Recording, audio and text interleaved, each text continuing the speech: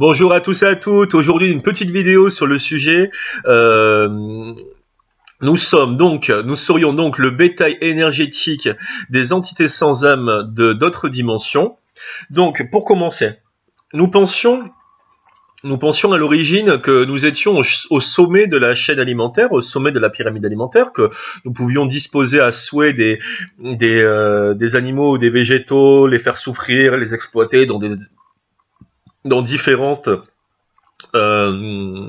expériences scientifiques ou nous nourrir de leur viande en fait dans des abattoirs et tout ça. Mais en réalité, nous ne sommes pas au sommet de la pyramide alimentaire ou de la chaîne alimentaire, parce qu'au-dessus de nous, il y a des entités qui se considèrent comme supérieures, des prédateurs qui se nourrissent de nous au-dessus de la chaîne alimentaire. Et ces créatures qui se nourrissent de l'humanité et tout ça, ce sont donc ces fameux faux dieux. Ces fameuses entités d'autres dimensions, entités reptiliennes, entités les grilles, les dracos, ou alors les félins qui, au travers des autres dimensions, se nourrissaient donc de l'énergie humaine.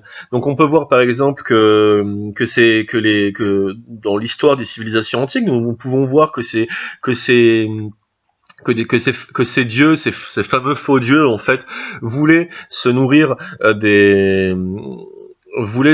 de l'énergie des gens. Donc en échange de connaissances sur le plan astronomique, sur le plan spirituel, sur le plan religieux, sur le plan technologique, ces faux dieux demandaient aux humains des sacrifices sanglants, des sacrifices d'animaux, comme on peut voir dans la religion juive. Par exemple, quand Yahvé demandait à Moïse de sacrifier son fils et qu'au dernier moment il dit non, bah tu vas sacrifier plutôt, tu vas plutôt sacrifier tu vas sacrifier un animal à la place. Ou alors quand il demandait le sacrifice de vierge, quand il demandait des sacrifices humains aussi, on peut voir par exemple dans l'empire aztèque, parce que dans l'empire aztèque ou l'empire maya, on peut voir les sacrifices qui étaient le moins cachés, c'est comme dans cette civilisation-là, les Aztèques pouvaient faire à peu près jusqu'à 20 000 sacrifices humains par an, ce qui est énorme. Les empereurs se baignant carrément dans des bains immenses de sang. Et pour qui servaient ces sacrifices sanglants? Pour qui servaient ces sacrifices humains? Ça servait des dieux, des fameux dieux, mais qui en réalité n'avaient rien de dieu. Pour moi, c'était pas des dieux. Pour moi, c'était des entités sans âme qui se faisaient passer pour des dieux et qui prenaient un malin plaisir à se nourrir de la souffrance, du sang, de la torture des humains. Il faut savoir que les sacrifices qui se passaient dans les hôtels au sein des pyramides aztèques, c'était horrible, hein. Ils arrachaient le cœur sans anesthésie, sans rien. Ils t'arrachaient le cœur et basta, hein. T'étais content, c'était bien. T'étais pas content, tant pis, hein. On t'arrachait le cœur, tu souffrais, et plus l'humain souffrait, et plus l'élu souffrait, et plus les entités sans âme d'autres dimensions inférieures se réjouissaient, hein. Ces fameux faux dieux reptiles. Donc les entités sans âme d'autres dimensions adorent se nourrir de l'énergie du sang humain, avec une préférence effectivement pour le sang des blonds ou des personnes de type roux, parce qu'effectivement la génétique des blonds ou des roux est bien meilleure pour eux. Le sang des enfants blonds ou roux représente un mets hyper délicat, comme du caviar à 1000 € le kilo, hein, pour ces entités reptiliennes de merde, quoi. Mais ils peuvent aussi se nourrir, ces entités sans âme peuvent aussi se nourrir du sang animal et de la souffrance animale. Donc après, je voulais aussi vous dire que ces fameux faux dieux reptiliens, entités sans âme d'autres dimensions, se sont nourris au travers de l'histoire, hein. Ils se sont donc nourris de notre chair, de notre sang, de notre énergie, donc sur un plan physique. Quand à l'époque les entités reptiliennes pouvaient encore rester, se présenter physiquement sur Terre et se nourrissaient ainsi, mais aujourd'hui ils ne le peuvent plus. Aujourd'hui les entités reptiliennes ne peuvent plus subsister dans la densité terrestre actuelle, donc ils sont obligés de se planquer dans d'autres dimensions. Et ces autres dimensions dans lesquelles ils se planquent, eh ben, nous ne pouvons pas les percevoir. Il est très difficile de percevoir ces entités qui se planquent dans d'autres dimensions. À moins que vous soyez dans un état de méditation profonde, ou que vous soyez médium, ou que vous ayez décuplé vos pouvoirs, ou à ce moment-là vous pourrez voir effectivement les entités sans âme de dimension inférieure, ou les êtres de lumière de dimension supérieure, effectivement. Mais sinon c'est très compliqué. Ils ont une capacité à se fondre, à se planquer dans les autres dimensions qui est assez impressionnante. Donc, qu'est-ce que je voulais dire ensuite? Il existe aussi donc une catégorie d'entités sans âme reptiliennes qui se nourrissent plus particulièrement de nos énergies subtiles. Donc, de nos énergies de peur, de colère, de haine, de culpabilité, de perversion. Et nous pouvons voir donc que cette matrice dans laquelle on est conditionné, cette matrice qui a été créée justement et façonnée par ces entités sans âme, par ces reptiliens, cette matrice fait tout pour fait tout pour éveiller en nous, fait tout en fait pour conduire à l'émanation de toutes les émotions inférieures. Donc par exemple, nous vivons dans un système où les journaux médiatiques, les journaux télévisés insistent plus particulièrement sur les événements négatifs, sur la terreur, sur le terrorisme, sur les guerres, sur tout ça. Et effectivement, toute cette énergie, cette matrice dans laquelle on vit est emplie de colère, de haine, de perversion, de violence, de culpabilité, et jusqu'aux religions qui nous maintenaient pendant des siècles et des siècles dans un système de culpabilité. Tout ça nourrissait effectivement les entités sans âme. Comme les prêtres qui se flagellaient en disant maxi mea culpa, maxi mea culpa, en se mettant des grands coups de fouet, et ben ce mélange de culpabilité et de douleur nourrissait les entités sans âme. Hein. Ça, il faut quand même se rendre compte que ces espèces d'enfoirés d'entités sans âme du bas astral ont créé les systèmes de religion populaire pour pouvoir se nourrir de la dévotion et de la souffrance des gens. Mais nous pouvons voir aussi que dans une échelle beaucoup plus large, les entités sans âme reptiliennes du bas astral se nourrissaient de l'énergie des gens aussi à travers les guerres. Donc toutes les guerres ont permis de nourrir ces entités. Par exemple, Jeanne d'Arc entendait Dieu dans sa tête, mais Jeanne d'Arc elle entendait pas Dieu dans sa tête, elle entendait en réalité des entités sans âme qui voulaient en fait la pousser à faire une guerre pour encore plus de violence, encore plus de tristesse, encore plus de haine, encore plus de sang, et nourrir enfin les entités sans âme, Paul, s'il te plaît. Oui, c'est une grande débilité. Les guerres, les attentats les actes de terrorisme, les attentats de terrorisme effectivement. Alors oui, alors quand vous voyez l'attentat du Bataclan par exemple le 13 novembre 2015, cet attentat, regardez le mélange parfait pour les entités sans âme. C'est le menu double XL pour eux. En premier lieu, vous avez un attentat, vous avez des morts, vous avez de la torture, vous avez des crimes, vous avez de la tristesse, vous avez de la haine, vous avez de la colère, vous avez de la dépression, vous avez un désarroi le plus profond, mais ce melting pot d'énergie, c'est un repas XL pour eux.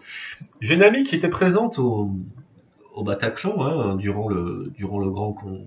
après la tragédie du concert, et elle disait que au-dessus du lieu de crime, au-dessus des cadavres à Paris, elle pouvait voir des entités obscures qui voletaient en fait, qui rôdaient, qui au-dessus des corps des corps inanimés, des corps assassinés en fait.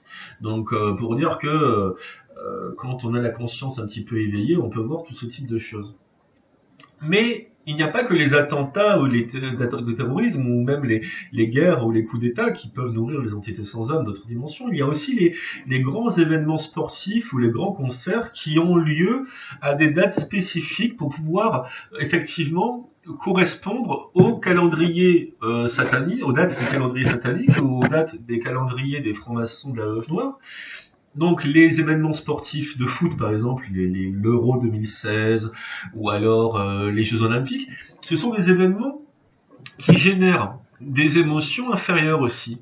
parce que vous avez le stress, l'attente, l'envie, le désir, la peine, la colère quand votre équipe elle perd, vous êtes en colère, vous êtes triste, hein, vous pleurez. Tout ça, ça nourrit les entités sans âme aussi. Et d'ailleurs, il faut savoir que le fameux cri que poussent les commentateurs débiles après les matchs, goal, eh bien, il faut savoir que Gol est un dérivé du nom Eralgol, et Eralgol est un démon reptilien hein, qui se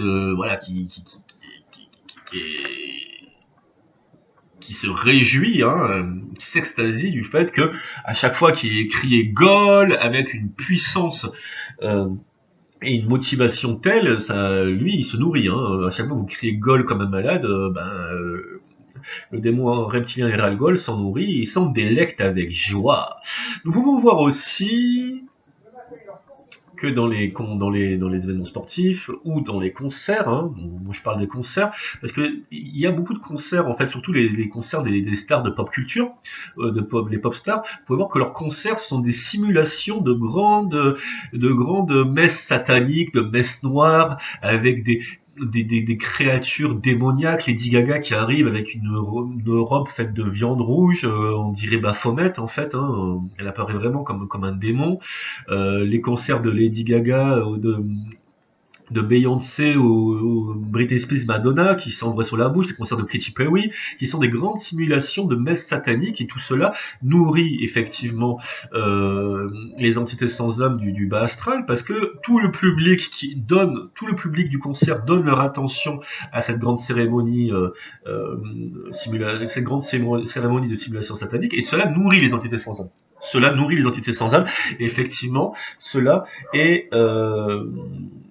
est un plus pour eux. Donc voilà, les entités sans âme du bas astral se nourrissent donc, comme on l'a dit, de la tristesse, de l'euphorie des gens, de la tension, de l'énergie de la tension. Et ce que je voulais dire aussi, c'est que les entités sans âme reptiliennes ou autres des autres dimensions se réjouissent du fait qu'on soit conditionné dans une matrice de violence, de perversion, de haine, de colère, de culpabilité. Il n'y a pas un jour où on ne parle pas de mauvaises nouvelles à la télé, en fait, hein, et les films d'horreur aussi, hein, les films d'horreur et surenchère de films d'horreur, de violence, les jeux vidéo violents, ça j'ai oublié de le dire aussi. Les jeux vidéo qui sont de plus en plus violents. Aujourd'hui, si vous avez un enfant, vous voulez acheter des jeux vidéo à votre enfant, et 80% des jeux vidéo sont des jeux interdits au moins de 18 ans, au moins de 16 ans. Le gamin, il va pas uniquement jouer à Dora l'exploratrice et au petit poney ou à des jeux de foot. Hein. Le gamin, votre petit, va vouloir aussi jouer à des jeux d'aventure, des jeux de guerre, des jeux d'action, des jeux d'exploration. Mais Tomb Raider interdit au moins de 16 ans, Gear of War interdit au moins de 18 ans, Halo interdit au moins de 16 ans, Call of Duty interdit moins de 16 ans ou de 14 ans, je sais plus, mais comment faire voilà, donc les jeux vidéo maintiennent le statu quo pour conditionner la jeunesse et les gens dans une programmation de violence et de haine, de colère, et cela, les jeux vidéo ont été financés par la loge noire. Hein. Il faut savoir que les satanistes de la franc-maçonnerie ont financé grandement les jeux vidéo pour cela. D'ailleurs, dans les jeux vidéo, il y a beaucoup de messages subliminaux en rapport avec les Illuminati, les francs-maçons satanistes, la loge noire et tout ça. Donc, j'aimerais venir sur un autre plan aussi qui me paraît très intéressant. C'est les entités sans âme qui se cachent derrière les icônes religieuses. On a vu que dans l'histoire, il y a beaucoup de gens qui ont parlé d'avoir vu l'apparition de la Sainte Vierge au Mexique, en Italie, à Lourdes, dans d'autres contrées du monde. On voit que les entités sans âme reptiliennes adorent se faire passer pour des faux êtres de lumière, des faux saints, des fausses vierges, et ils se font passer... Ils se manifestent devant des gens qui, en général, ont peu de culture, peu de bagages intellectuels, culturels, et qui n'ont pas la capacité de remettre en question ce qu'ils voient. Et donc, ces entités sans âme, se faisant passer par des fausses vierges, des faux sauveurs, des faux saints, donnent un message prophétique pour maintenir l'admiration et le miracle, peuvent aussi procéder à des guérisons miraculeuses, faire croire qu'ils sont à l'origine de la guérison miraculeuse, alors qu'en fait, c'est nous nous-mêmes en tant qu'être humain, avec notre âme, notre essence divine, éternelle et immortelle, c'est nous-mêmes qui pouvons nous soigner et nous guérir, et avec notre essence divine éternelle, nous pouvons contrôler la matière et guérir n'importe quel type de maladie. Vous n'imaginez même pas le potentiel métaphysique divin que nous avons. Hein. Notre esprit a le pouvoir de créer, et ça c'est très important. C'est pour ça que les Illuminati, les reptiliens le savent, et ils font tout pour nous maintenir dans une matrice qui nous stupide, quoi, qui nous maintient dans la stupidité, l'ignorance, et aussi les alimentations chimiques, quoi. Hein, l'alimentation fait en sorte d'endormir notre capacité divine, notre glande pinéale. Donc tout est fait pour endormir notre glande pinéale, pour qu'on ne puisse pas s'éveiller en tant qu'être divin. Qu'est-ce que je voulais dire encore? Donc, ces entités reptiliennes se font passer pour des faux saints, des faux sauveurs, des fausses vierges. Hein. Donc, les pauvres dévots, ils croient que qu'ils ont vu des vierges, des saints ou quoi, et qu'ils sont donc des privilégiés, mais en fait, ces entités reptiliennes, se faisant passer pour des faux êtres de lumière, ne font rien d'autre que se nourrir de la dévotion, de l'inquiétude, ou de la puissance de ces dévots, hein, de ces gens. Et donc voilà. Donc d'autre part, hein, voilà pourquoi aussi il y a eu tant d'apparitions de vierges au sein de populations de conditions sociales un peu basses ou moins cultivées, ou comme au Mexique ou en Amérique latine, ou peut-être même des fois dans certaines contrées un peu reculées. Après, il faut aussi voir cette fameuse mode du New Age, parce que les entités sans âme reptiliennes de dimension basse, inférieure, ne se présentent pas uniquement comme comme des figures ou des icônes religieuses, mais aussi peuvent se présenter sous forme de New Age comme les sauveurs, les commandements intergalactiques, ou le fameux commando Ashtar. Donc, le commandant Ashtar, lui, il se fait passer pour un être grand, blond, athlétique, hyper costaud, avec les yeux bleus, qui peut parler toutes les langues, hyper gentil, hyper positif, hyper lumineux. Mais en fait, ce n'est rien d'autre qu'un lézard, en fait, qui essaie de tromper l'attention des gens. Donc ça, il faut bien s'en rendre compte. Il y a de plus en plus la mode des gens qui veulent faire des contacts avec les extraterrestres, qui veulent être contactés par les extraterrestres pour avoir des aides, pour être soignés, être guéris, pour recevoir des guérisons ou des choses miraculeuses. Mais en réalité, ces êtres, ces faux sauveurs de lumière, ces faux extraterrestres d'amour, en fait, ils vont pas vous sauver, ils vont juste vous maintenir dans l'ignorance, vous faire croire en des choses qui n'existent pas. Ils vont peut-être vous montrer vont peut-être vous montrer, vous avez voilà, qu'ils peuvent vous guérir sur telle ou telle chose, mais en réalité, ils se nourrissent de votre énergie. Donc comment se passe un contact avec les faux sauveurs extraterrestres? Ben, en général, en premier lieu, il y a une prise de contact. Ensuite, il y a l'apparition de la navette spatiale. Ensuite, ils rentrent en contact avec toi par télépathie. Et puis ensuite, ils te proposent de venir dans leur navette spatiale pour pouvoir voir leur prouesse, leur technologie, et te donner des techniques, ou te donner des enseignements. Mais c'est de la connerie tout ça, parce que c'est des entités sans âme qui se cachent derrière des faux sauveurs, en fait. Et ça, c'est pas vrai. Faut pas croire en des sauveurs externes, parce que là, 90% des cas, vous allez être trompé. Ça, faut vraiment vous en rendre compte. Si vraiment ces extraterrestres, ils voulaient sauver l'humanité, pourquoi on souffre autant sur Terre? Pourquoi on souffre autant? Pourquoi il y a tant de violence, tant de crimes, tant d'abattage d'animaux dans les abattoirs? Pourquoi il y a tout ça? C'est une hérésie, c'est complètement débile. C'est débile totalement, quoi. Donc ne croyez pas à une histoire de sauveur externe. Vous avez vous-même votre potentiel divin qui peut vous sauver, et cela est plus important que tout. Qu'est-ce que je voulais dire ensuite? Donc, pour résumer, les entités sans âme reptiliennes des dimensions inférieures se nourrissent de vous à travers, donc, la guerre, les événements sportifs, les attentats, à travers l'iconographie religieuse. Pour ça, je dis que la religion, dans le précédent vidéo, je disais que la religion était un implant posé sur votre corps énergétique pour vous maintenir dans une prison spirituelle. Mais qui c'est qui gagne à la fin? C'est toujours les entités sans âme. C'est les mêmes qui ont créé les religions, ce sont les mêmes qui se nourrissent de votre énergie.